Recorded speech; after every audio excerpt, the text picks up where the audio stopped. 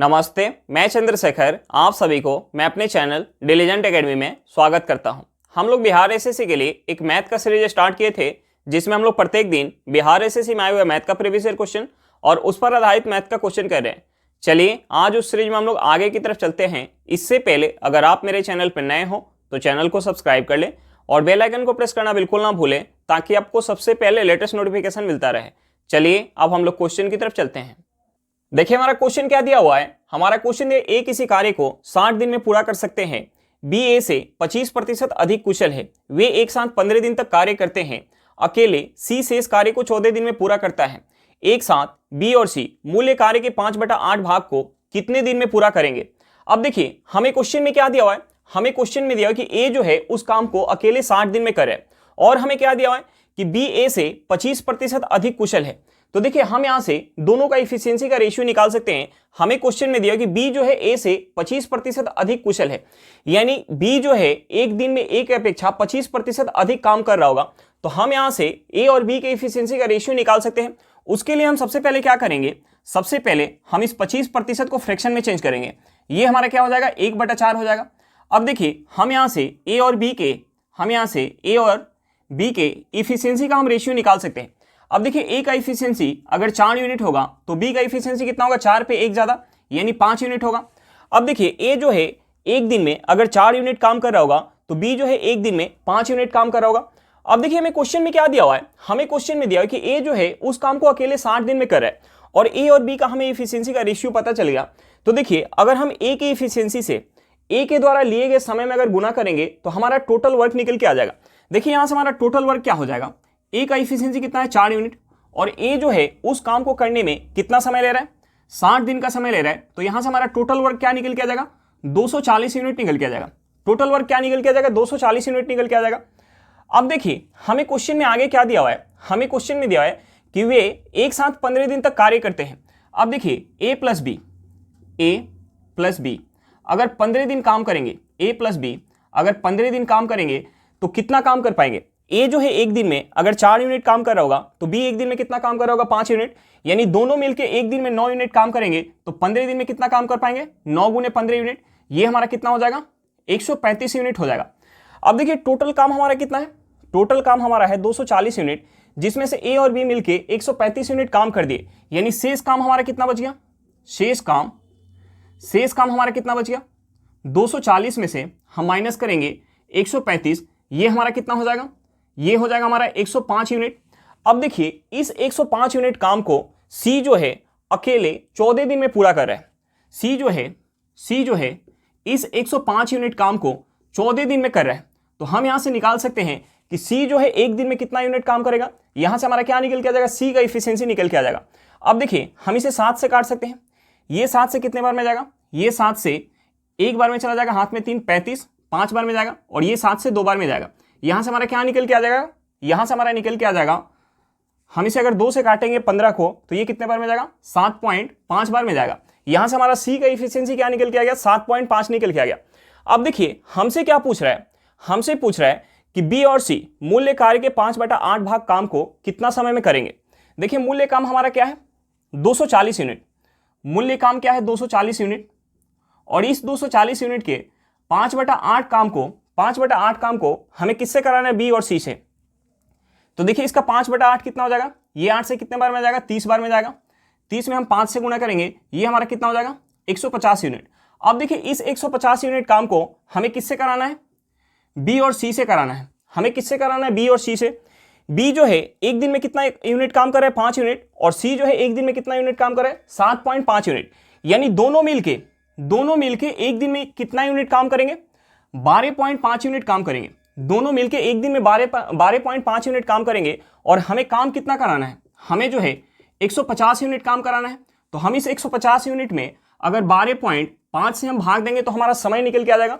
देखिए यहां से हम पॉइंट हटाएंगे तो एक जीरो हमारा ऊपर चला जाएगा। हम 125 से अगर 1500 को काटेंगे तो ये कितने बार में जाएगा, यह 12 बार में चला जाएगा, यानी यहां से हमारा समय क्या निकल के आ गया, 12 दिन, यानी 150 यूनिट काम को बी और सी मिलके कितना दिन में कर पाएंगे, 12 दिन में कर पाएंगे। हमारा आंसर क्या निकल के आ गया, 12 दिन निकल के आ गया। चलिए क्वेश्चन समझ में आ गया होगा, नेक्स्ट क्वेश्चन पे चलते हैं।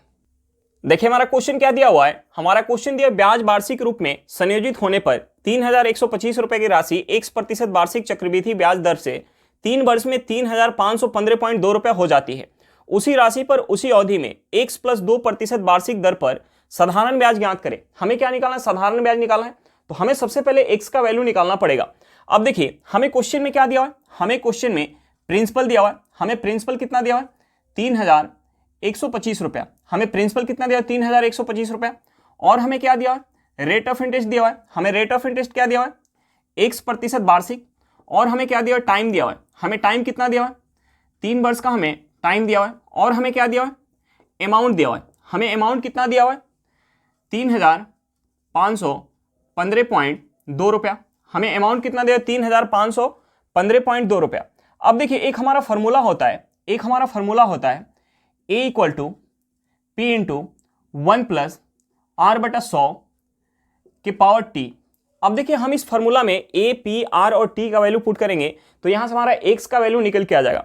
अब देखिए अगर हमें फॉर्मूला ना पता हो तो हम इस क्वेश्चन को कैसे कर सकते हैं, ये देख लेते हैं। तो हम उसके लिए क्या करते हैं, हम उसके लिए एक साइड प्रिंसिपल को लिखते हैं और एक साइड हम अमाउंट को लिखते हैं।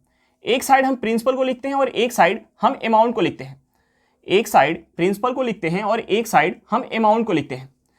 देखिए प्रिंसिपल कितना है हमारा, प्रिंसिपल हमारा 3125 रुपया है और अमाउंट कितना है, 3515.2 रुपया है। देखिए एक साइड प्रिंसिपल को लिखते हैं और एक साइड हम अमाउंट को लिखते हैं और इसको हम सेम टेबल से काटते हैं। जब तक हमारा सेम टेबल से कटता है तब तक हम काटते हैं। सेम टेबल से कटना जब बंद हो जाता है उसके बाद हम समय देखते हैं।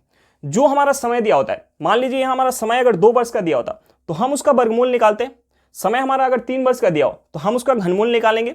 उसके बाद जो हमारा वहां बचेगा घनमूल निकालने या वर्गमूल निकालने के बाद हम वहां मान लेंगे कि 1 साल का हमारा ये प्रिंसिपल है और ये हमारा अमाउंट है। तो प्रिंसिपल पता हो और 1 साल का समय हो और 1 साल का हमारा अमाउंट पता हो तो हम वहां रेट ऑफ इंटरेस्ट आसानी से निकाल सकते हैं। तो देखिए हम सबसे पहले इसे सेम टेबल से काटेंगे। तो देखिए हम यहाँ से सबसे पहले पॉइंट हटा लेते हैं। देखिए पॉइंट हटाने के लिए हम दोनों में 10 से गुणा करेंगे। तो देखिए यहाँ से हमारा पॉइंट हट जाएगा और यहाँ क्या आ जाएगा, 1 0 आ जाएगा। उसके बाद हम इसे 2 से काट सकते हैं। देखिए हम इसे अगर 2 से काटेंगे तो ये 2 से 1 बार में जाएगा, हाथ में 1, ये हो जाएगा 11, 11 5 बार में जाएगा, हाथ में 1 12, 6 बार में जाएगा। ये चला जाएगा 2 बार में, ये कितने बार में चला जाएगा, 2 बार में, हाथ में 1 10 यानी 5 बार में जाएगा।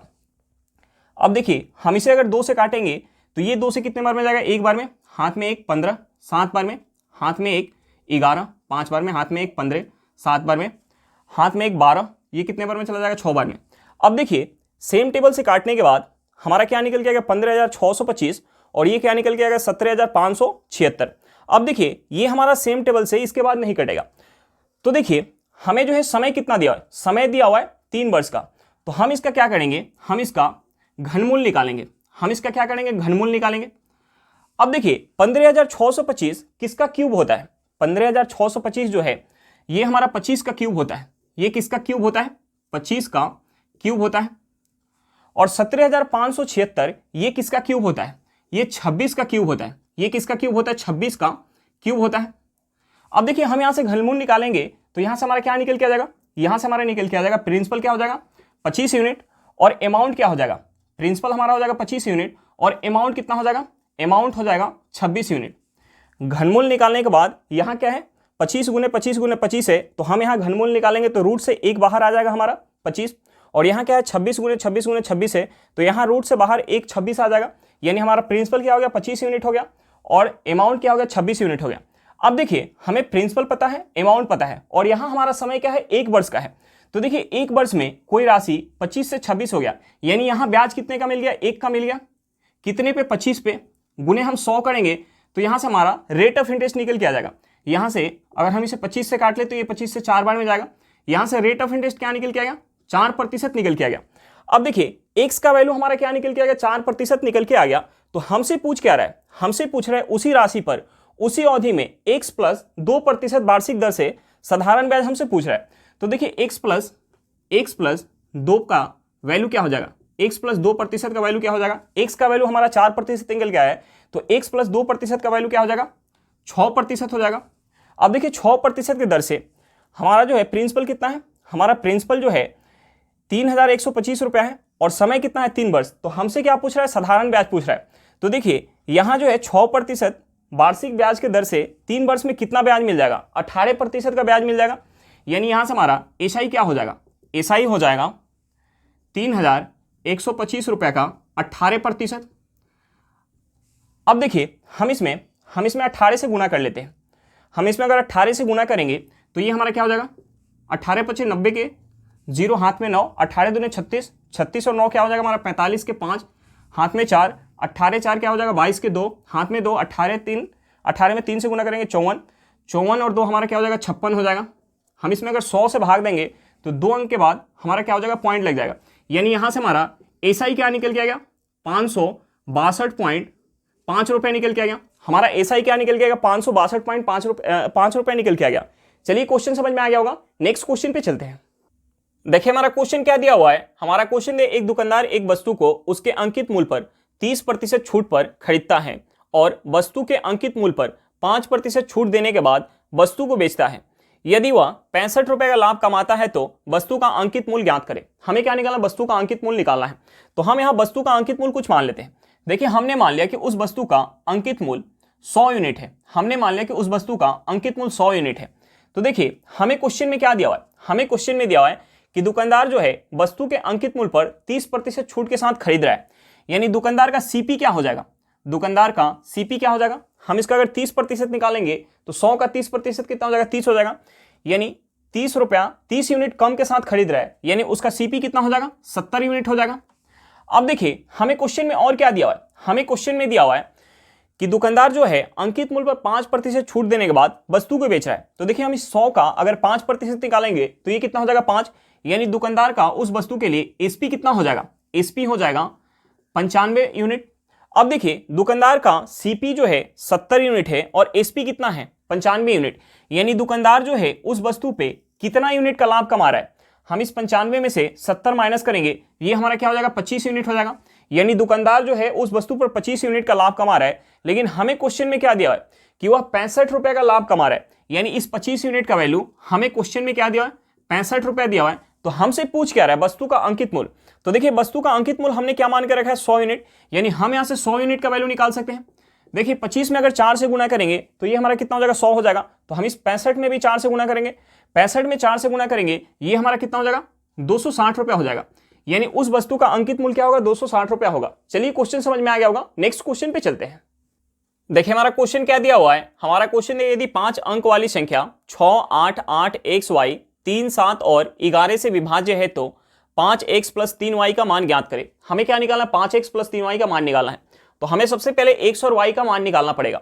अब देखिए हम जो है संख्या में क्या चीज से भाग दे रहे हैं, हम संख्या में 3, 7, 11 से भाग दे रहे हैं। तो हम सबसे पहले 3, 7 और 11 का हम एलसीएम निकालेंगे। 3, 7 और 11 का एलसीएम हमारा क्या हो जाएगा, इसका एलसीएम हो जाएगा 231। एलसीएम कितना हो जाएगा, 231 हो जाएगा। अब देखिए एलसीएम हमारा निकल के आ गया 231 और हमें संख्या क्या दिया हुआ है, हमें संख्या दिया हुआ है 6, 8, 8 XY। तो देखिए हम x के जगह अधिकतम जो है मान रख लेते हैं x का। x का अधिकतम मान अंक में क्या हो सकता है, 9। यानी हम यहाँ 9 रख लेते हैं और y का भी अधिकतम मान हम 9 रख लेते हैं। तो हमारा यहाँ से संख्या क्या हो जाएगा, संख्या हो जाएगा 68,899 हो जाएगा। अब देखिए इस संख्या में हम इस संख्या में एलसीएम से भाग देंगे और जो हमारा शेष बचेगा उस शेष को हम इस संख्या में से माइनस करेंगे तो वहां से हमारा x और y का वैल्यू निकल के आ जाएगा। तो हम सबसे पहले इसमें 231 से हम भाग देंगे। अब देखिए ये 231 से 2 बार में जाएगा, यानी 2 से गुना करेंगे हम इसमें तो ये हमारा कितना हो जाएगा, ये हमारा हो जाएगा 462 हो जाएगा। हम इसमें से माइनस करेंगे, 8 में से 2 माइनस करेंगे, ये हो जाएगा 6, ये हो जाएगा 2 और ये कितना हो जाएगा 2, एक 9 ऊपर से लाएंगे। उसके बाद हम इसे 9 बार में काट सकते हैं। हम 231 में 9 से गुना करेंगे, ये हमारा कितना हो जाएगा 9, 27 के 7 हाथ में 2, 18 2 कितना हो जाएगा 20 हो जाएगा। हम इसमें से माइनस करेंगे, ये हो जाएगा 0, ये 16 में से 7 जाएगा, ये कितना हो जाएगा 9 हो जाएगा, ये 1 हो जाएगा, एक 9 ऊपर से और लाएंगे। अब देखिए हम इसे 8 बार में काट सकते हैं। हम अगर 231 में 8 से गुना करेंगे, ये कितना हो जाएगा 8 हो जाएगा, 24 के 4 हाथ में 2, ये कितना हो जाएगा 16, 2 कितना हो जाएगा 18 हो जाएगा। हम माइनस करेंगे, ये हमारा क्या हो जाएगा 1 हो जाएगा, ये 10 में से 4 जाएगा, ये कितना हो जाएगा 6 हो जाएगा और यहाँ हमारा कट जाएगा, यानी हमारा शेष क्या बच गया 61। तो देखिए हम इस शेष को इस संख्या में से माइनस करेंगे। हमारा संख्या क्या है 68,899। तो हम इसमें से माइनस करेंगे शेष। शेष हमारा क्या निकल गया है 61। शेष क्या निकल गया है 61। तो हम इस शेष को माइनस करेंगे तो यहां से हमें क्या प्राप्त हो जाएगा, हम इसमें से 61 माइनस करेंगे, ये कितना हो जाएगा 8 हो जाएगा, ये हो जाएगा 3, ये कितना हो जाएगा 8, ये कितना हो जाएगा 6 और 8। अब देखिए हमें संख्या क्या दिया हुआ था क्वेश्चन में, हमें संख्या दिया हुआ था 6 8 8 x y और यहां हमारा संख्या क्या निकल के आ गया 68,838 निकल के आ गया। यानी यहां से x का वैल्यू हमें क्या पता चल गया 3 और y का वैल्यू क्या पता चल गया 8 पता चल गया। अब देखिए हमें x और y का वैल्यू पता चल गया।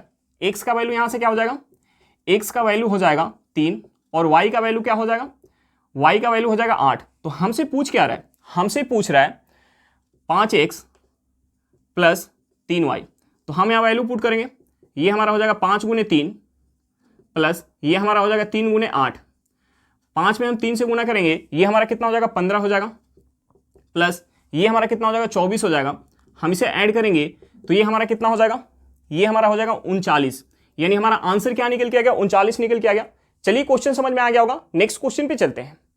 देखिए हमारा क्वेश्चन क्या दिया हुआ है, हमारा क्वेश्चन है ए बी सी और डी के बीच 6,342 रुपए की राशि 3:4:8:6 के अनुपात में वितरित किया गया।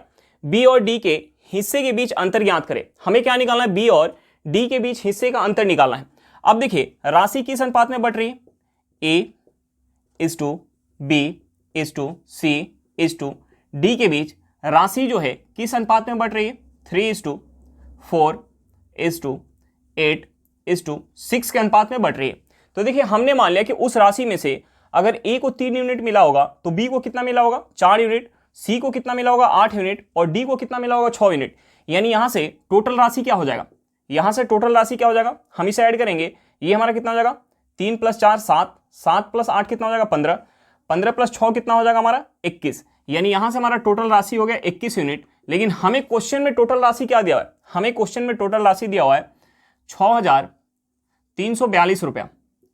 21 यूनिट का वैल्यू हमें क्वेश्चन में क्या दिया 6,342 रुपया दिया हुआ है। तो हम यहां से 1 यूनिट का वैल्यू निकाल सकते हैं। 1 यूनिट का वैल्यू क्या हो जाएगा, हम इसे 21 से काटेंगे, ये 21 से कितने बार में जाएगा 21 से 3 बार में जाएगा, 0 42 जो है 21 से 2 बार में जाएगा। यानी 1 यूनिट का वैल्यू क्या निकल के आएगा 302 रुपया निकल गया। तो देखिए हमसे पूछ क्या रहा है, बी और डी के हिस्से के बीच का अंतर पूछ रहा है। तो देखिए बी को कितना मिल रहा है 4 यूनिट और डी को कितना मिला है 6 यूनिट। यानी अंतर कितना हो जाएगा दोनों के बीच का 2 यूनिट। यानी हम यहां से 2 यूनिट का वैल्यू निकाल सकते हैं।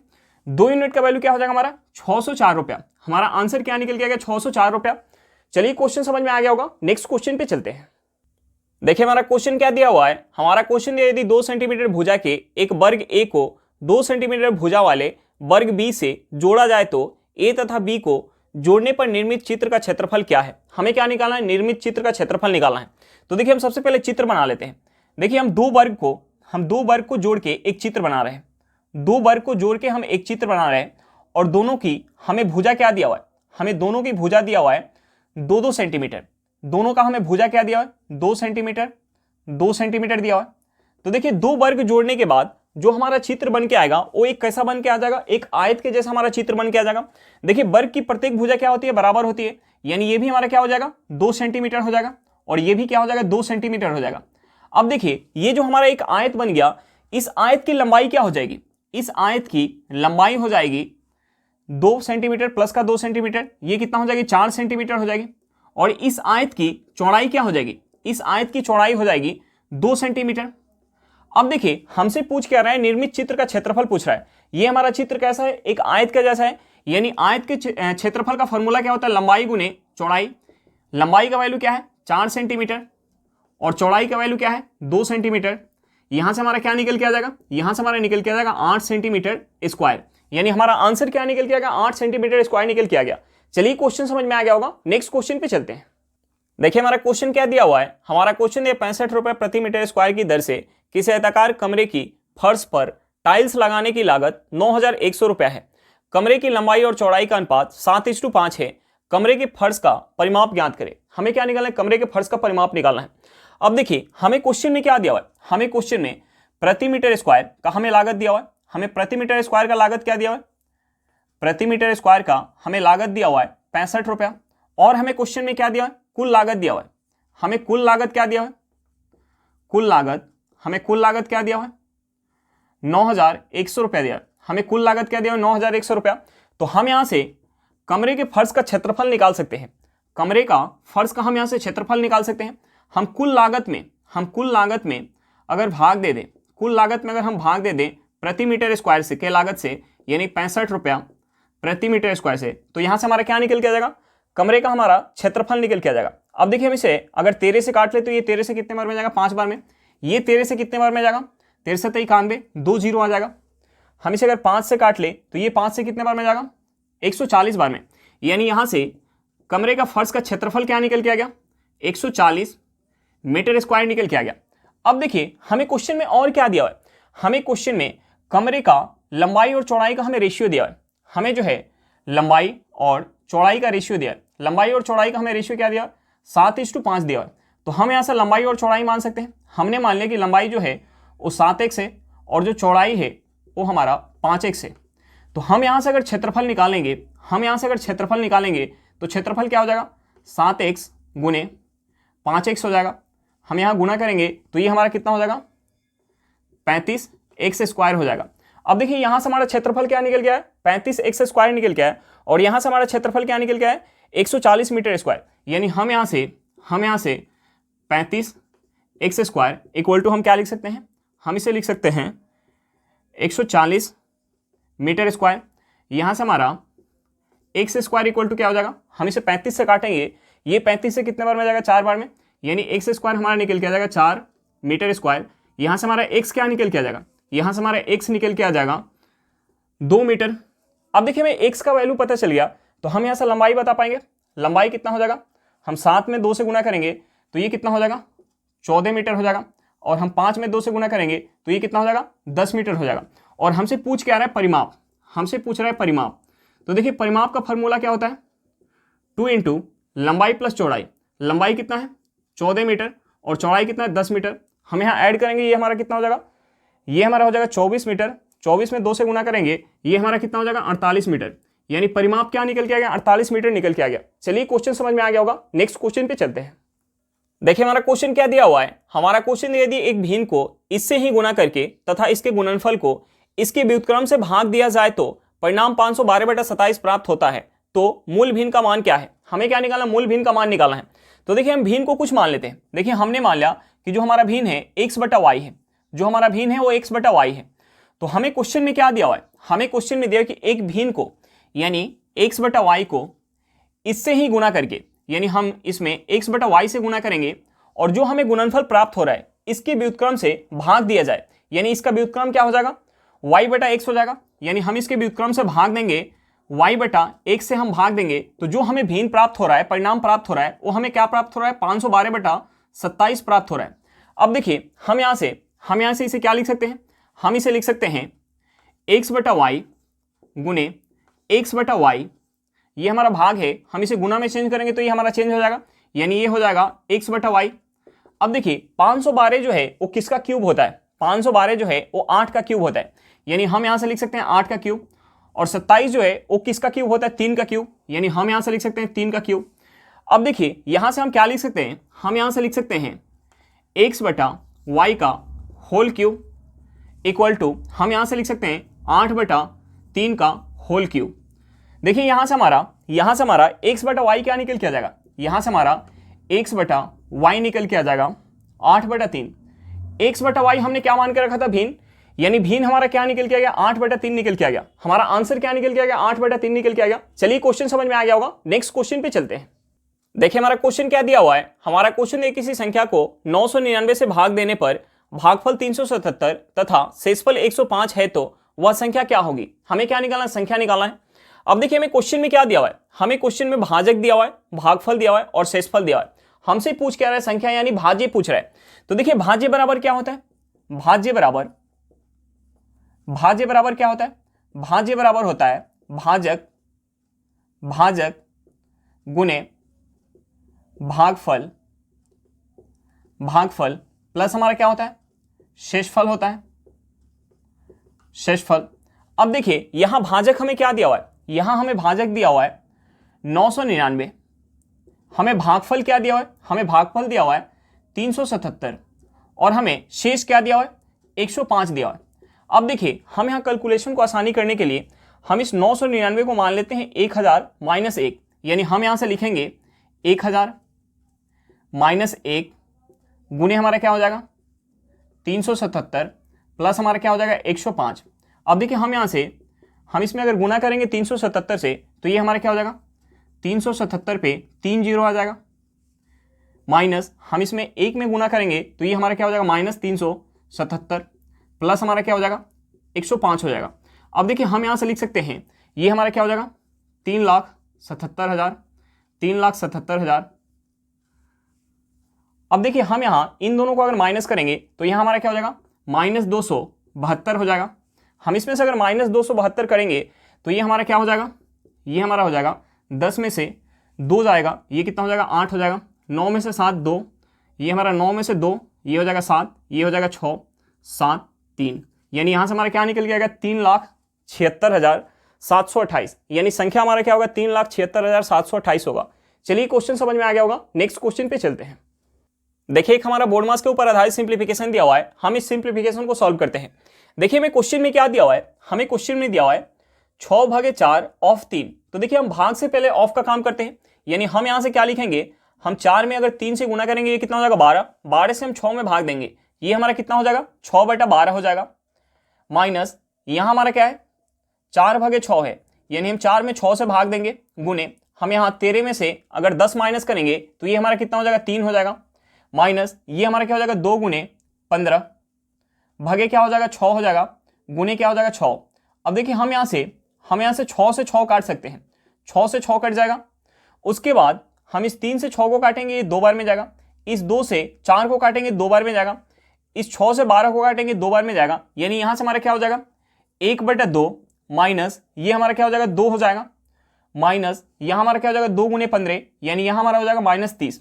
अब देखिए हम यहाँ से लिख सकते हैं 1/2 माइनस हमारा क्या हो जाएगा 32 हो जाएगा। हम यहाँ माइनस करेंगे तो यहाँ से हमारा क्या निकल के आ जाएगा, यहाँ से निकल के आ जाएगा -63/2 निकल के आ जाएगा। हमारा आंसर क्या निकल के आएगा -63/2 निकल के आ गया। चलिए क्वेश्चन समझ में आ गया होगा। आज के लिए इतना ही, फिर मिलते हैं नेक्स्ट क्लास में। अगर क्लास अच्छा लगे तो क्लास को लाइक करिएगा, अगर आप मेरे चैनल पर नए हो तो चैनल को सब्सक्राइब करिएगा और क्लास को अपने दोस्तों के साथ शेयर करना बिल्कुल मत भूलिएगा। चलिए बाय बाय।